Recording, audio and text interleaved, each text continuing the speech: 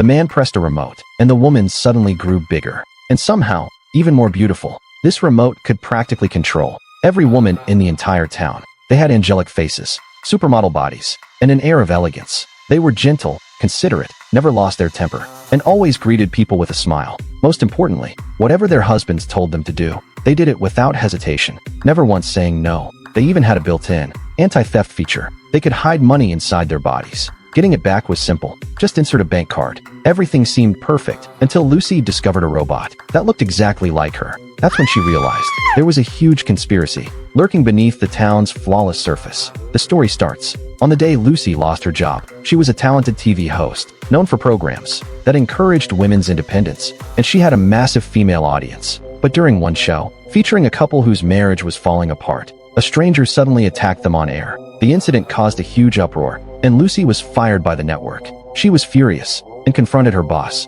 but he refused to change his mind. With no choice, Lucy went home and soon sank into depression. Fortunately, her husband was supportive and decided to help her overcome the emotional slump. The next day, he drove her to a small town for vacation. The ads promised a place with no crime, no backstabbing, just luxury villas and fresh, clean air. Everything looked perfect. They were greeted by a warm-hearted housekeeper who led them to a vacant home. It was spacious, lavish, and filled with high-tech features. The couple instantly loved it. Then the housekeeper took them to a women-only club. The moment the door opened, they were met with a crowd of beautiful women, all smiling and greeting them warmly. But their voices sounded strange. Though Lucy couldn't pinpoint why, she just felt something was off. A few days later, at a party, the couple met two other newly arrived couples. One pair were writers, dressed in casual clothes. Lucy, in her sleek black dress, stood out in the crowd. The writers also felt the women in this town were far too perfect, almost unreal. As the music started, everyone began dancing with wild energy.